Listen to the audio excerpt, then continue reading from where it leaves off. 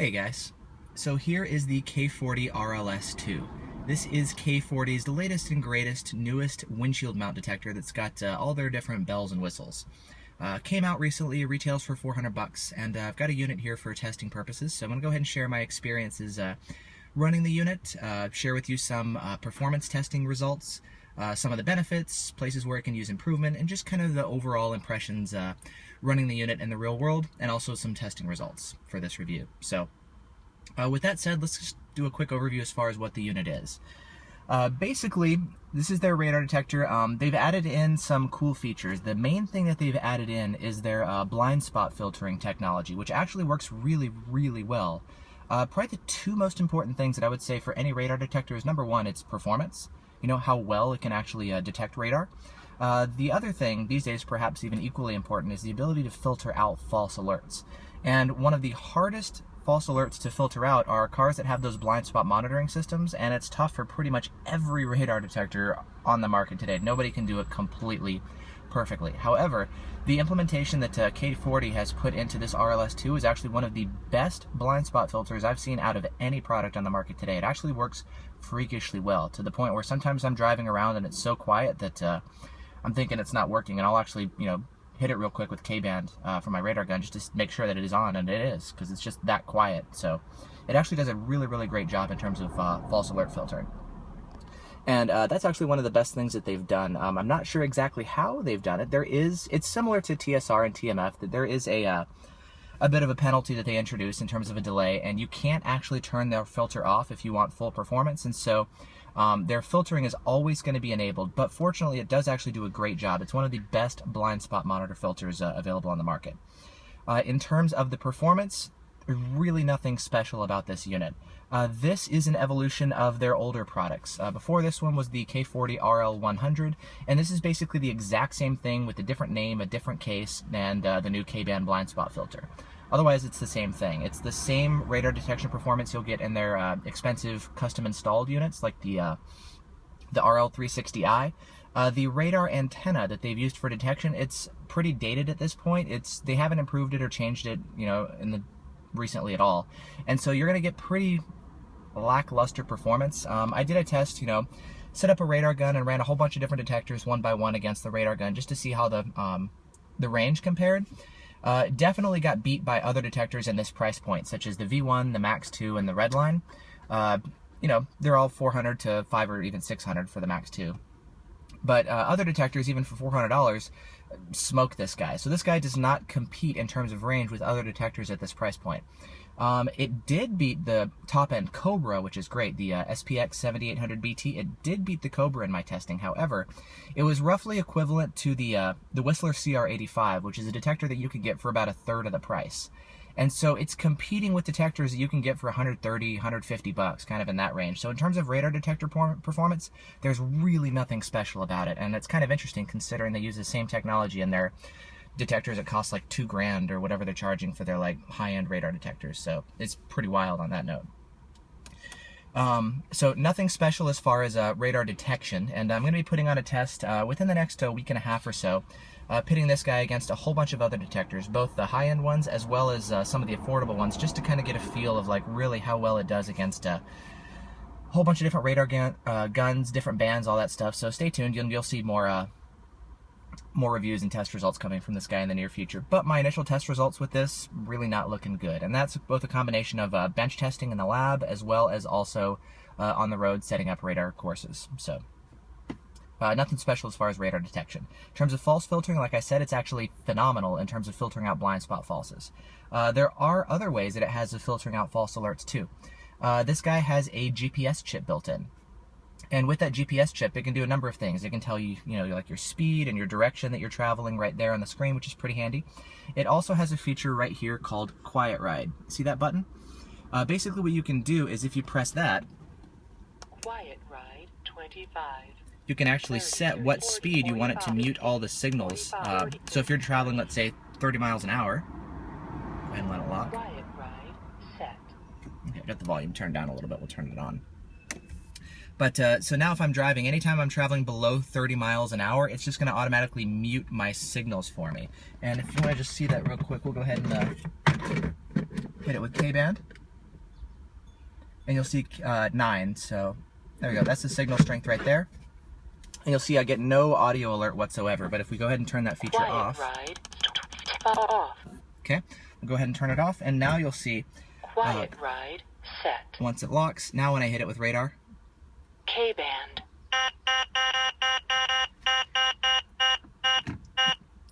you'll get the alert like that. And so quiet ride is basically a way just to keep the detector quiet when you're driving around in town.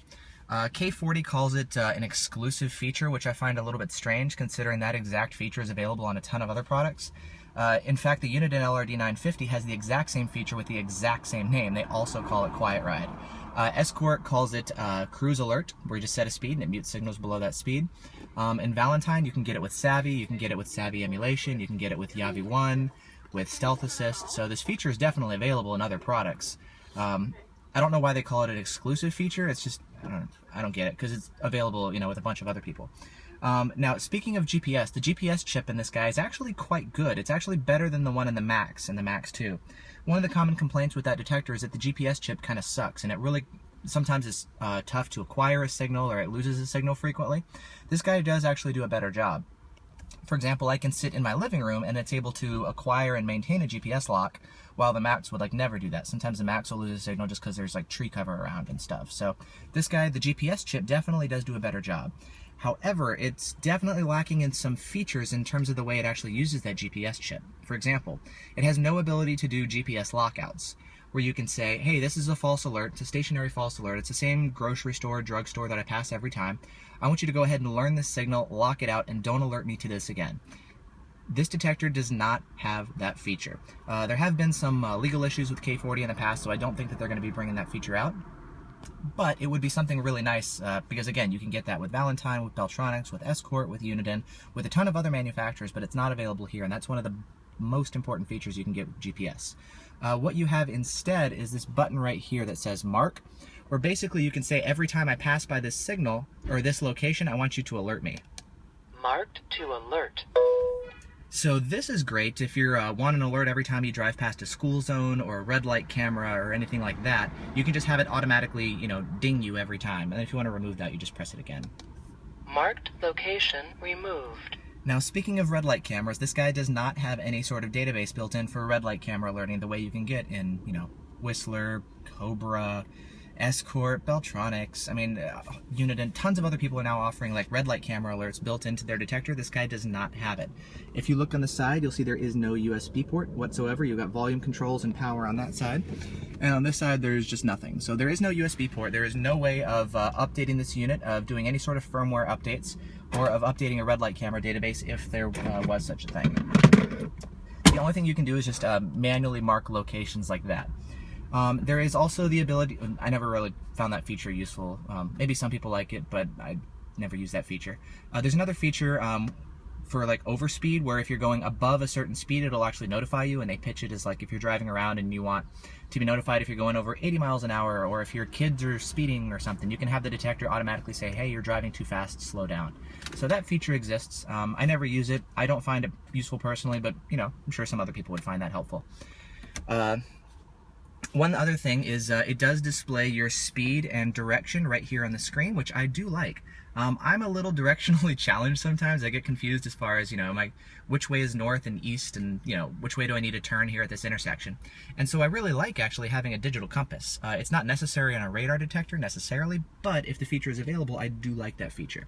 Now, something I've noticed is a lot of times if you pull up to a stop, it'll actually go ahead and blank out the direction. Like you can see right here, it doesn't actually say my speed or my direction. It's got the 2 stars.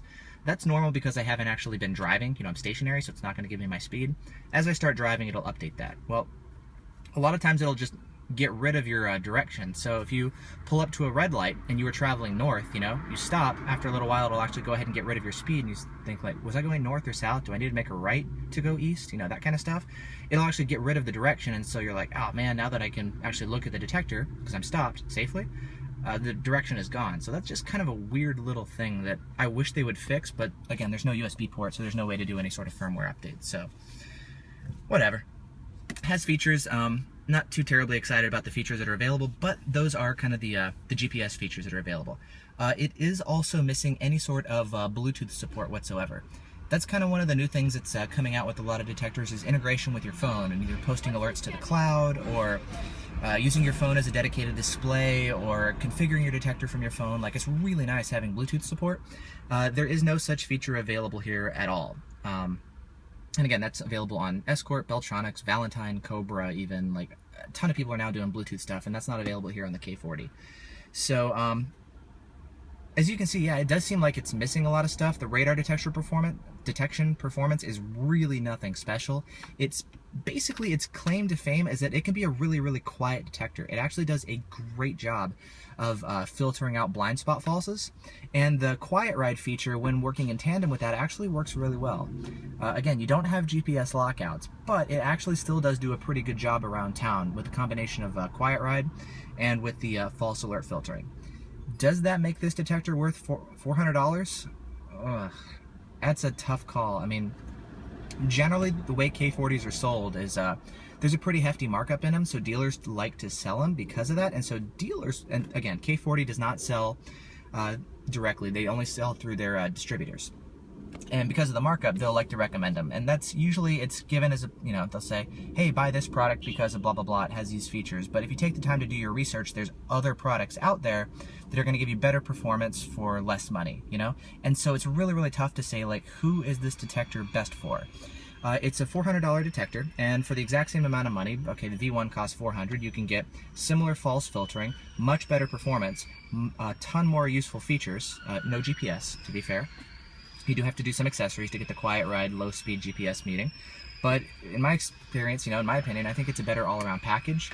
Looking at other detectors, the Uniden LRD 950, better performance. You're going to get all this stuff, you know, like low-speed muting, and you get the red light camera alerts for like half the price. You know, $200 you can get that guy. The Whistler CR85, you can get that guy. Amazon right now is like $130.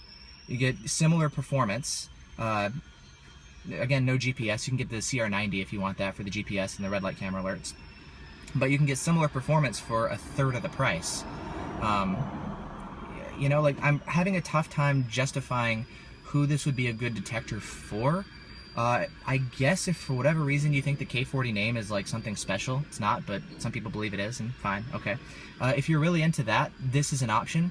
But actually, one of the things that it does best, better than almost any other detector on the market, really is its blind spot monitoring filter. That is, like, I wish other detectors would take a cue from K40, because whatever K40 is doing here with their blind spot monitor filter is actually excellent. So yeah, it can be done. There is some performance penalty with their K-band filter, and actually you can't turn off the blind spot monitor filter if you want better performance and you're driving, let's say, in the mountains or something, and you want performance over filtering. You can't actually turn it off. There are some filtering options here. City. Filter. Highway. Which, looking over them, I don't really find all that useful. They'll kind of cut sensitivity, and they'll even affect Ka-band sensitivity, which, why would you cut Ka-band sensitivity? I don't know. But anyways, as far as this guy in a nutshell, lackluster performance, nothing special, average or subpar, we'll call it there. Missing some really important features, but the false filtering is great. So, you know, that's kind of its claim to fame here.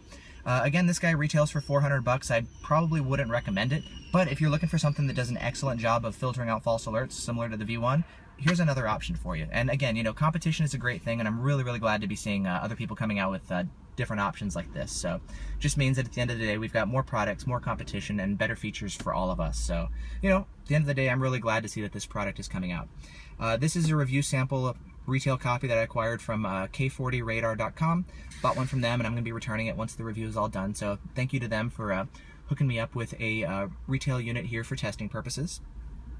Again, I'm going to be doing some more testing with this guy head-to-head with a bunch of other detectors and a bunch of different radar guns to really get a good feel of you know, the radar detection performance. But what I've seen so far in my initial test courses I've set up and on the lab, like, nothing to write home about. And that was even what K40 said. They said it was going to be similar to other detectors on the market, and that's not really its appeal. Like, oh, even what they were saying was, you know, you can design a detector to detect a signal like 9 miles away or 9 feet away or something, you know. but they're gearing it more towards false alert filtering, which, you know what, is actually really true. That is what this detector is designed to do. It's designed to filter out blind spot falses, and it does a great job of that. Everything else is kind of missing, but if you're looking for that, there you go. There's also the K40, I believe it's the RD950. It's the same sort of thing with the false filtering for blind spot filters, but without the GPS chip. So if you don't necessarily want the quiet ride, and you don't need a compass or anything like that, I think that guy retails for 300 bucks. So 100 bucks less, no GPS, same blind spot filtering. So that's another option that's available for you. So anyways, there we go. Thanks for watching. There's a review of the K40 RLS2, their latest and greatest windshield mount detector that they offer now. So thanks for watching. Catch you later. Bye-bye.